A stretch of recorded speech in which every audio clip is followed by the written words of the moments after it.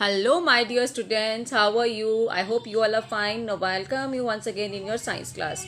Dear students, today we will start our chapter number 11, our solar system. As all you know, we all live on the planet Earth. And our Earth is one of the 8 known planets and is a member of large family is space. हमारी जो सन है हमारा जो अर्थ है वो 8 planet में से एक प्लैनेट उन्हीं 8 प्लैनेट में से है and it is a member of large family in a space. और हमारी जो स्पेस की इतनी बड़ी फैमिली है उसमें से एक मेंबर हमारा अर्थ भी है। The sun is the most important member of this family और सन इस फैमिली का सबसे इम्पॉर्टेंट मेंबर है। Family of sun, this family of sun, sun की जो ये फैमिली है और जो 8 प्लैनेट्स हैं together make the solar system, दोनों मिलकर के बनाते हैं ये सोलर सिस्टम के। तो हम सबसे पहले डिस्कस करते हैं हमारे सन को।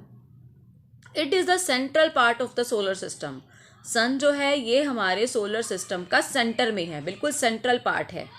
ओके और एक्चुअल में सन क्या है?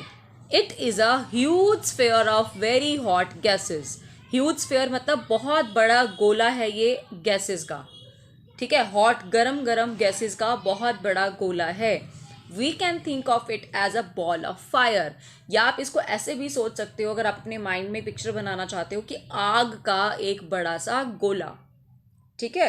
कि अगर कहीं पे आग लगी है और उसके बड़े से बॉल है उसमें कोई आग लगी है तो इस टाइप से आप सोच के चलो कि इस तरह से एक्चुअल में हमारा सन होता है, ठीक है। It produce lights of its on, ये अपनी ही लाइट प्रोड्यूस करता है। इट इज़ दस अ ल्यूमिनस बॉडी, इसकी अपनी लाइट होती है तो इसीलिए हम इसको क्या कहते हैं? Luminous body. ल्यूमिनस बॉडी कौन सी होती हैं? वो बॉडीज जिनसे लाइट एमिट होती है, लाइट निकलती है। Okay it is also very large and massive as compared to all the planets, ये बहुत बड़ा है साइज में भी as compared to all the planets. जितने भी प्लैनेट्स हैं अगर आप उन सबसे कंपेयर करते हो it is very very large. It appear smalls, लेकिन ये दूर से देखने में हमें, क्योंकि इसका और हमारी अर्थ और सन का जो डिस्टेंस है बेटा it is very very large, so that's why हमें ये कैसा लगता है? छोटा। ओके आपको अपनी अर्थ से जब आप सन देखते हो तो आपको छोटा दिखाई देता है। इट अपीयर्स स्मॉल, ये हमें छोटा दिखाई देता है बिकॉज जो डिस्टेंस है सन और हमारे बीच में it is very very large. Okay the sun is a source of huge energy. अब क्योंकि सन, मैंने अभी आपको बताया कि बहुत बड़ा बॉल है ये हॉट गैसेस का, तो ये सोर्स है एक बहुत बड़ी एनर्जी का। ये हमें एनर्जी देता है, it gives out energy in the form of heat. ये हमें हीट की फॉर्म में एंड लाइट की फॉर्म में क्या प्रोवाइड कराता है? एनर्जी। और इसी एनर्जी को हम क्या कहते हैं बेटा? Solar energy. क्या कहते हैं हम इसकी एनर्जी को? Solar energy. क्यों? क्योंकि जो ये सारी एनर्जी हम कहाँ से रिसीव करते हैं? सन से। तो सोलर का मतलब है sun, clear. And the Earth receive almost all of its energy from the sun. अब हमारी अर्थ पे जितनी भी एनर्जी आ रही है मैक्सिमम और मैक्सिमम कहाँ से आ रही है? सन से आ रही है। Receive almost all of its energy, हमारी अर्थ के ऊपर जितनी भी एनर्जी है वो ऑलमोस्ट कहाँ से रिसीव हो रही है बेटा? सन से। It is very essential for the growth and maintenance of all forms of life on the earth. सन बहुत इम्पॉर्टेंट है हमारी लाइफ फॉर्म्स, यानी कि जितनी भी लिविंग चीज़ें हैं अर्थ पे रहने वाली, जितनी भी लिविंग चीज़ें हैं उन सब की मेंटेनेंस के लिए, उनकी ग्रोथ के लिए बहुत बहुत इम्पॉर्टेंट है।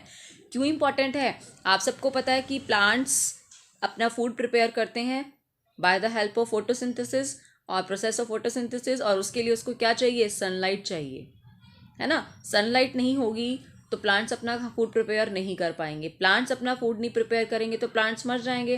प्लांट्स नहीं होंगे तो हमें अपना खाना कैसे मिलेगा? हमें भी नहीं मिलेगा, क्योंकि हम भी तो मैक्सिमम फूड किससे ऑब्टेन करते हैं?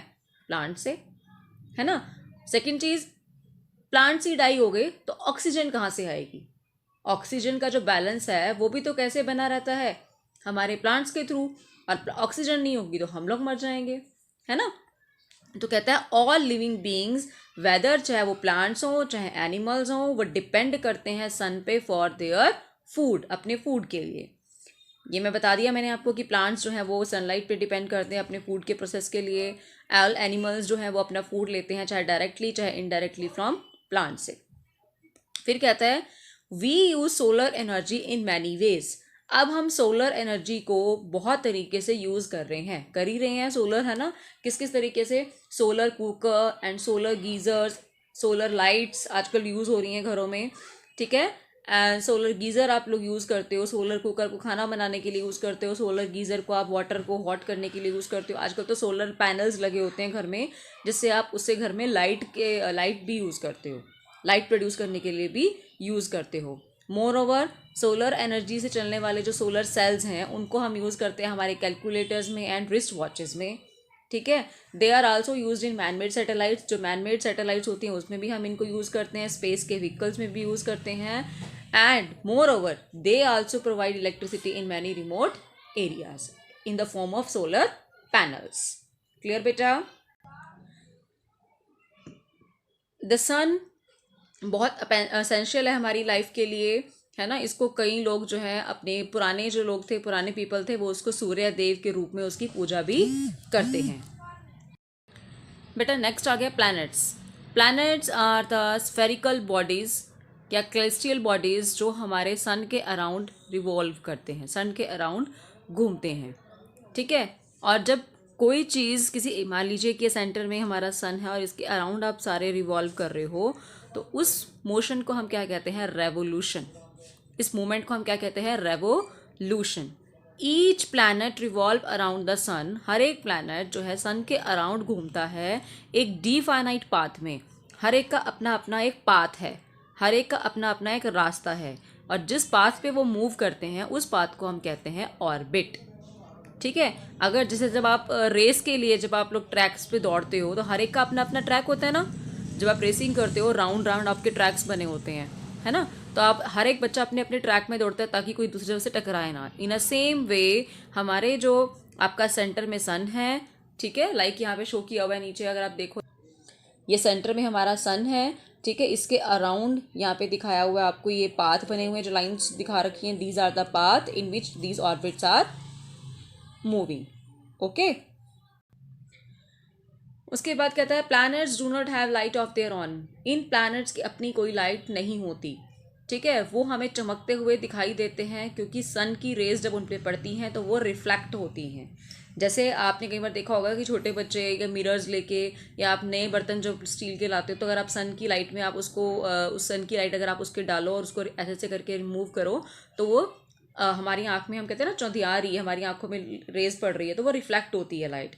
इन्हीं तरह इसी इन अ सेम वे सन की लाइट जब इन प्लैनेट्स के ऊपर पड़ती है तो वो रिफ्लेक्ट होती है, जिसकी वजह से ये हमें ब्राइटनेस इनकी शो होती है। क्लियर है?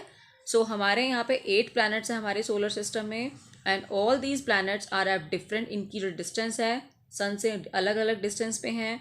स्टार्टिंग फ्रॉम द मरकरी, सबसे पहले आता है हमारा मरकरी, ठीक है। फिर आ गया वीनस, फिर अर्थ, फिर मार्स, फिर जुपिटर, फिर सैटर्न, फिर यूरेनस। नेक्स्ट आता है बेटा मरकरी, ठीक है। हमारा मरकरी आता है सबसे पहला प्लैनेट। अब हम इन प्लैनेट्स को डिस्कस करेंगे वन बाय वन। तो as I told you Mercury जो है वो सबसे क्लोजेस्ट प्लैनेट है, सबसे पहला प्लैनेट है, सबसे क्लोज है ये सन के। इट इज़ अ ड्राई, ये बहुत ड्राई है, हॉट है एंड ऑलमोस्ट एयरलेस है। एयरलेस मतलब वहाँ पे एयर बिल्कुल भी नहीं है। It is also the smallest planet, और ये छोटा प्लैनेट है, ठीक है। स्मॉलेस्ट है तो सबसे छोटा प्लैनेट है। अनलाइक द अर्थ की तरह यहाँ पे कोई भी एटमॉस्फेयर नहीं है, ठीक है। The light and the heat of the sun, अब ये पास है तो ऑब्वियसली यहाँ पे आपका हीट और जो लाइट है सन की सबसे ज़्यादा पड़ेगी, डायरेक्टली पड़ेगी, तो इस वजह से ये बहुत ज़्यादा गर्म होगा। ये प्लैनेट जो है बहुत ज़्यादा गर्म है, ठीक है। दिस साइड जो साइड मतलब जो साइड इसकी सन की तरफ है वहाँ पे बहुत ज़्यादा हॉट है, और जो अदर साइड है जो सन की तरफ नहीं है it is comparatively cold. Clear? तो ये हो गया मरकरी के बारे में। नेक्स्ट आ गया वीनस है। मरकरी को हम बुध भी बोलते हैं, हिंदी में, हमारी हिंदी लैंग्वेज में बोलते हैं ना, बुध ग्रह है, शुक्र ग्रह है, तो मरकरी को बुध भी बोलते हैं। नेक्स्ट आ गया वीनस प्लैनेट, ठीक है। मरकरी के बाद नेक्स्ट आता है वीनस, इसको हम शुक्र ग्रह भी बोलते हैं। Its size is nearly the same as that of the earth, इसका साइज लगभग हमारी अर्थ के बराबर है। It receives much large amount of heat and light from the sun as compared to the earth. ये हमारी जितनी सन की लाइट और हीट हमारी अर्थ को मिलती है कंपैरेटिवली उतनी ही इसको भी मिलती है. वीनस का जो एटमॉस्फेयर है वो थिक है. ठीक है. It reflects back large amount of solar energy that falls out. जितनी भी लाइट इसके ऊपर पड़ती है ये ज़्यादा से ज़्यादा लाइट को क्या करता है, रिफ्लेक्ट कर देता है. अब ज़्यादा से ज़्यादा लाइट रिफ्लेक्ट करेगा तो उस वजह से ये हमें कैसा दिखाई देता है, ब्राइटेस्ट. ठीक है. ये सबसे ज़्यादा चमकने वाला दिखाई देता है. मून के बाद सबसे ज़्यादा आसमान में जो चमकता है वो हमारा कौन चमकता है, वीनस. ठीक है. इसका थिक एटमॉस्फेयर है तो ये large amount of solar energy को अपने अंदर एटमॉस्फेयर ट्रैप कर लेता है. ट्रैप कर लेगा तो ये सबसे ज़्यादा गर्म होगा. जैसे आपको पता आपकी जो ब्लैंकेट्स होते हैं या आपकी जो क्विल्ट होती है, रजाई होती है, वो अपने अंदर एयर को ट्रैप कर लेती है और इसी वजह से वो आपको ठंड में गर्मी महसूस करवाती है ना. इन अ सेम वे अब इसका एटमॉस्फेयर जो थिक है ना, वो एयर ट्रैप कर लेता है सोलर एनर्जी को. वो ट्रैप करेगा तो इसलिए ये हॉटेस्ट प्लैनेट बन जाता है. देखो है तो सबसे नज़दीक मरकरी, बट जो हॉटेस्ट प्लैनेट है वो कौन सा है, हमारा वीनस. क्लियर बेटा. नाउ नेक्स्ट आता है हमारा Earth. Earth is the third planet. ये हमारा थर्ड प्लैनेट है. इसका जो सरफेस है आप सभी को पता है फ्लैट दिखता है दूर से, लेकिन ये भी राउंड ऑलमोस्ट गोल साइज का ही है, स्फेयर साइज का ही है, स्फेरिकल बॉल है. इसमें आपको beautifully blue and green colour दिखाई देते हैं due to the reflection of the. Blue colour क्यों दिखाई देता है, क्योंकि वाटर से सनलाइट रिफ्लेक्ट होती है तो वो हमें ब्लू कलर दिखाई देता है, और हमारी अर्थ से जो रिफ्लेक्शन हो रही है उससे हमारे को वो ग्रीन. तो ठीक है. कहता है Earth appears like a beautiful blue and green spherical ball due to the reflection of sunlight from the water and sun land masses present on the surface. और अर्थ के ऊपर एटमॉस्फेयर प्रेजेंट है और वाटर बहुत ज़्यादा present है. आपको पता ही है 1/3 हमारा जो अर्थ है वो वाटर से घिरा हुआ है, तो इसलिए इसको हम ब्लू प्लैनेट भी बोलते हैं. Okay. Before going another topic, उससे पहले यहाँ पे डू यू नो में कुछ है, हम ये डिस्कस कर लेते हैं. क्या दिया हुआ है डू यू नो में. कहता है the time taken by a planet to complete one revolution. Revolution मैंने बता दिया कि सन के अराउंड, मान लीजिए मेरा सन है और ये यहाँ पे आपका वही प्लैनेट है, तो ये यहाँ से स्टार्ट करता है इसके चारों ओर चक्कर लगाना, है ना. तो इस प्रोसेस को बोलते हैं रेवोल्यूशन. तो ये जितना टाइम लेते हैं वन रेवोल्यूशन को कंप्लीट करने में उसको हम बोलते हैं टाइम पीरियड ऑफ रेवोल्यूशन, या फिर किस में हम कन्वर्ट कर देते हैं उसको, ईयर में. ठीक है. अब जैसे जैसे जैसे डिस्टेंस बढ़ता जाता है तो ये पाथ भी बढ़ता जाएगा, रास्ता भी बढ़ता जाएगा, है ना. तो ये आपका कहता है the time period of revolution increase as the distance of the planet from the sun increases. यानी कि सबसे कम जो डिस्टेंस जो जल्दी अपना सर्कल पूरा करेगा वो कौन है, मरकरी, और जो सबसे लेट पूरा करेगा वो कौन है, नेपच्यून. ठीक है.